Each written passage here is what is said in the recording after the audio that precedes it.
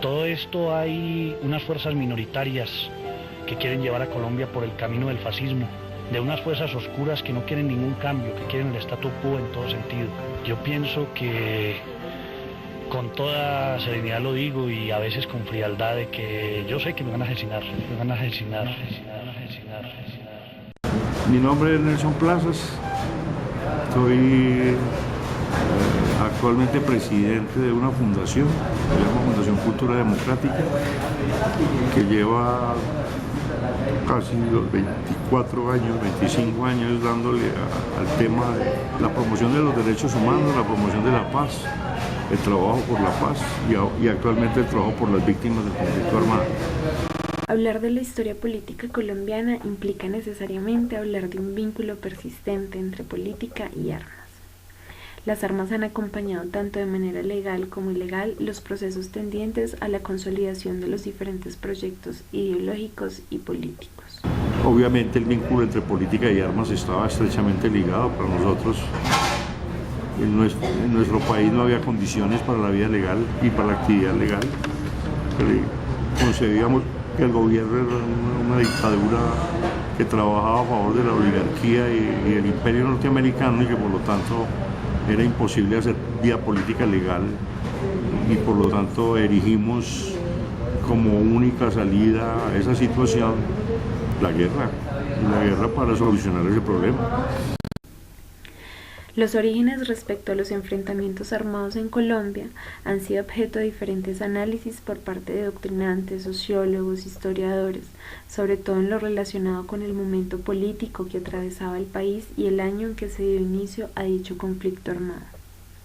Sin embargo, autores como Albert Berry y Darío Fajardo coinciden en establecer como causa génesis la desigualdad en la distribución del acceso a la tierra, la concentración de la propiedad rural y un grave problema en cuanto a los títulos de propiedad y formas de apropiación de tierras baldías en lo corrido del siglo XX.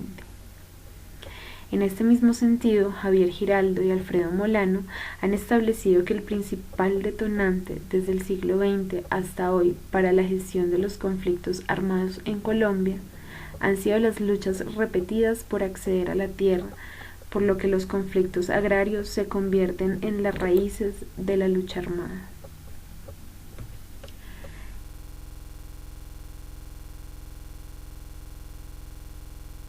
Entre 1946 y hasta 1958 se libró en Colombia el periodo conocido como la violencia, en virtud del cual, con la finalidad de establecer un dominio del poder político y del aparato estatal, se ejercieron distintas acciones violentas entre los partidos tradicionales conservador y liberal. Orgullo de nuestra propia raza, veneración a nuestras tumbas. Fue en esta etapa que se consolidaron las ideologías gaitanistas, que se mostraron fuertemente indignadas frente al asesinato del líder liberal Jorge Eliezer Gaitán, cuya muerte dio origen al Bogotazo, sumado con posterioridad al hecho de la prohibición de la actividad política del comunismo internacional, decretado en 1954 por el gobierno del general Rojas Pinilla. La exclusión política, principalmente después de la amnistía de Rojas, con el régimen de estado de sitio permanente y de exclusión de la política y el montaje del Frente Nacional, porque para ese momento el montaje del Frente Nacional para nosotros era un régimen excluyente de la política, que excluía a los sectores minoritarios y a los sectores de izquierda y establecía una distribución del gobierno cada 4 años entre liberales y conservadores y nosotros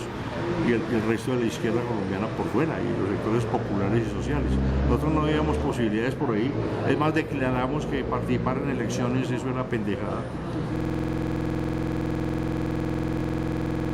Y es justo 10 años después, en 1958, que pensadores como Javier Giraldo sitúan el germen del actual conflicto armado, con el inicio del Frente Nacional, ya que a raíz de esta forma de hacer política es que las guerrillas toman la decisión de enfrentar el Estado. Hacia 1964 tiene surgimiento el Ejército de Liberación Nacional y las Fuerzas Armadas Revolucionarias de Colombia, seguidos del Ejército Popular de Liberación en 1967. Camaradas, todos ustedes habrán leído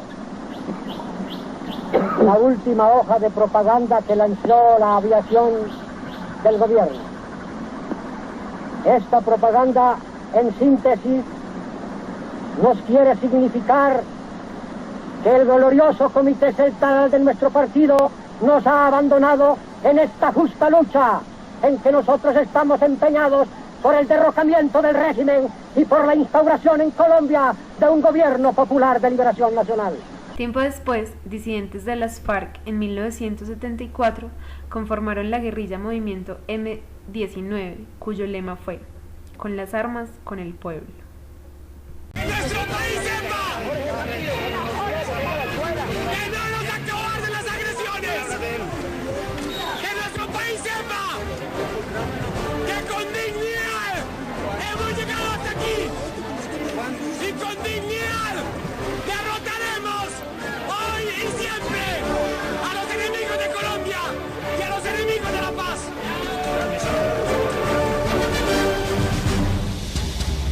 En 1960, en el 9º Congreso del Partido Comunista, se aprobó la tesis de la combinación de todas las formas de lucha, que estableció: la lucha armada es inevitable y necesaria como factor de la revolución colombiana. Era necesario acudir a la violencia para romper ese círculo monopólico del poder por parte de esos sectores oligárquicos. Y además con toda la persecución que se ejercía contra el movimiento social y popular, era imposible hacer eso. Entonces todos nuestros esfuerzos se dirigían a eso y considerábamos que en un camino largo, tortuoso, de guerra, desde el campo, oiga bien, desde el campo, cercaríamos las ciudades y llegaríamos a las grandes ciudades para tomarnos el poder político, que esa era la única solución, y nos dedicamos a esa vaina. Aunado al anterior, existía a nivel internacional el periodo denominado Guerra Fría, el cual incidió en la conformación de ideologías y motivaciones para el accionar político en el mundo, América Latina y Colombia, ya que gracias al triunfo de la Revolución cubana y nicaragüense, evolucionó el movimiento guerrillero en Colombia hacia los años 1959 y hasta 1979. Vengo a cantar y a contar un hecho. Nuestros héroes de la época eran el Che Guevara, el cura Camilo Torres Restrepo, principalmente los héroes internacionales más connotados de esa época, y nuestros propios héroes caídos en combate, que en mi caso eran dirigentes que cayeron en el monte, como Pedro León Arboleda, como Pedro Vázquez Rendón, Francisco Bernica, para mencionar algunos, que eran los dirigentes que se fueron a montar el grupo guerrillero en los años 60, que salieron de los movimientos sindicales, populares, estudiantiles, y se fueron para el monte a montar el grupo guerrillero en un momento en el que el país ya venía de la época de la violencia de los 50. Ya a partir de los años 80, la afirmación de la Unión Patriótica como opción para el ejercicio de la participación política legal de guerrilleros junto con pensadores de la izquierda democrática generó descontento en diferentes sectores de la sociedad, que buscaron mediante el asesinato de miembros tanto de la UP como de otros partidos políticos posicionar una sola opción política local y del mismo modo eliminar a sus rivales en el terreno político electoral. Para esto, se utilizaron alianzas con redes del narcotráfico respaldadas por agentes estatales.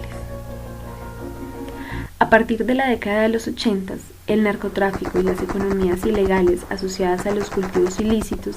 generaron mayores niveles de violencia, ya que el uso de las armas y a su vez la participación electoral se comenzaron a complementar, convirtiéndose en polos políticos.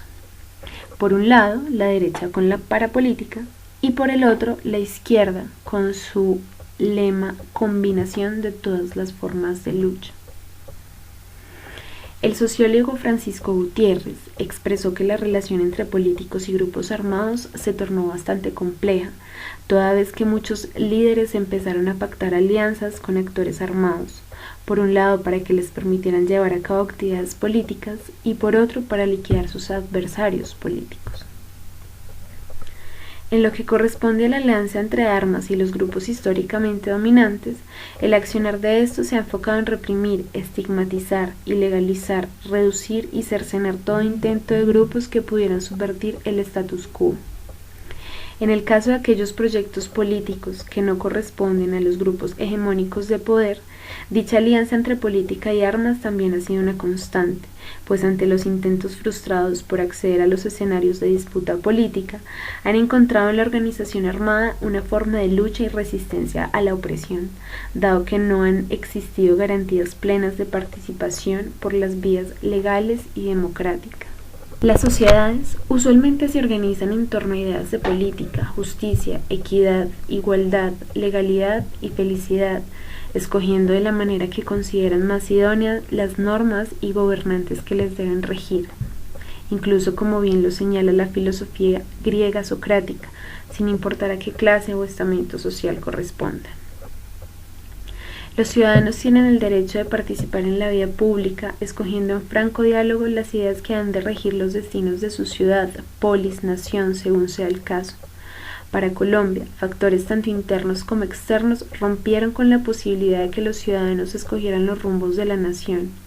En cuanto a los factores internos, la oligarquía colombiana, aferrada al poder, constituyó en épocas como la correspondiente al Frente Nacional un acuerdo de espaldas a los intereses del país con el único fin de repartir el poder de las tres ramas, pretendiendo conjurar una crisis que con la apertura al diálogo nacional se hubiese podido conjurar de una manera más democrática. Unido al anterior, la incipiente cultura política de la sociedad, evidenciada en hechos como el limitado acceso a la vida política por parte de mujeres, campesinos, indígenas, entre otros sectores históricamente invisibilizados, contribuyeron fielmente a la escasa consolidación de un proyecto con convergencia nacional y asimismo a la inminente confrontación por la vida armada de dichos sectores excluidos.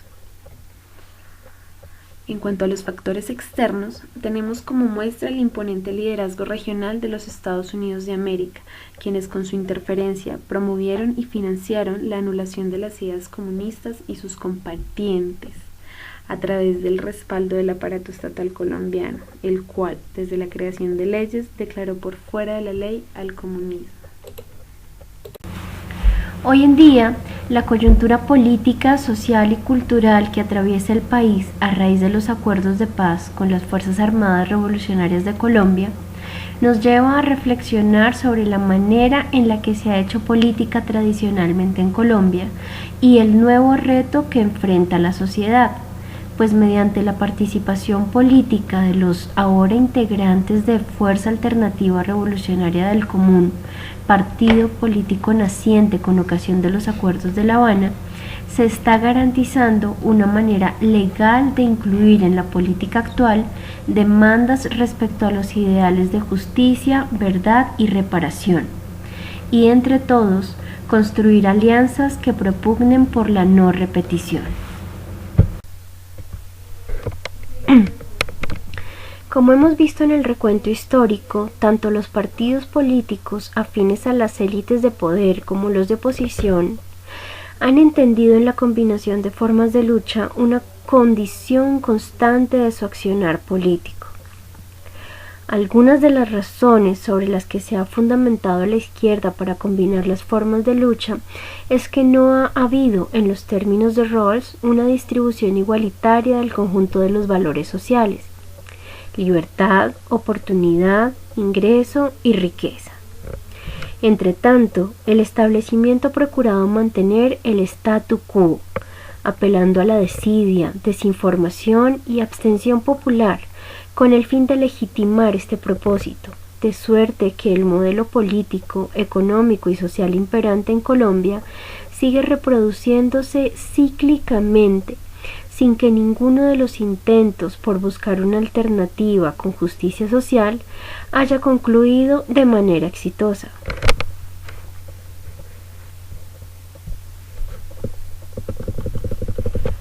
Siguiendo a Rawls, el deber del Estado es valorar y respetar los principios de justicia que están orientados a distribuir bienes sociales primarios, es decir, libertades básicas de movimiento y trabajo, las cuales, al no resultar garantizadas, conllevan a que la población, por sus propios medios, exija el otorgamiento de sus derechos. Situación anterior que justifica la constante lucha por la reivindicación, mediante el apoyo de la sociedad, de aquellos valores que no han sido garantizados mediante la vía legal, pero que son exigidos legítimamente. Sarita, más pasito. Sí. Sí. Ahora bien, acertadamente podríamos inferir que la clase política colombiana hubiera acogido la teoría de la justicia desde Aristóteles, considerando que unos individuos nacieron para ser gobernantes y otros individuos nacieron para gobernar. Pero a la luz de los hechos y de las contemporáneas concepciones del Estado, antes de darle validez a esta idea, es importante preguntarse si la población recibió garantías en igualdad de condiciones mediante las cuales pudiese superar condiciones de pobreza, para atender demandas más altas como de educación y, por qué no, formación política.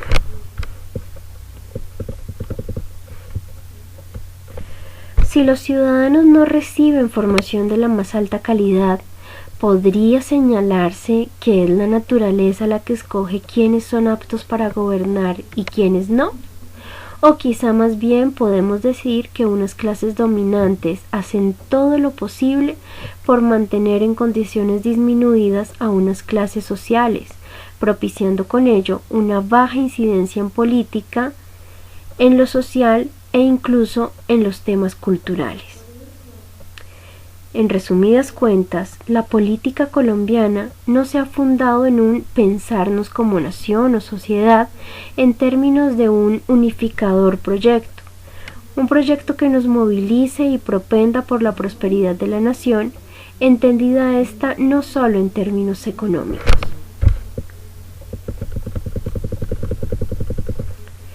Pero existe un llamado a la esperanza frente a la manera como repetidamente se ha venido desarrollando el ejercicio de la política tan ligada a las armas. Hoy en día, la coyuntura política, social y cultural que atraviesa el país a raíz de los acuerdos de paz con las Fuerzas Armadas Revolucionarias de Colombia nos lleva a reflexionar sobre la manera en la que se ha hecho política tradicionalmente en Colombia y el nuevo reto que enfrenta la sociedad, pues mediante la participación política de los ahora integrantes de Fuerza Alternativa Revolucionaria del Común, partido político naciente con ocasión de los acuerdos de La Habana, se está garantizando una manera legal de incluir en la política actual demandas respecto a los ideales de justicia, verdad y reparación, y entre todos construir alianzas que propugnen por la no repetición.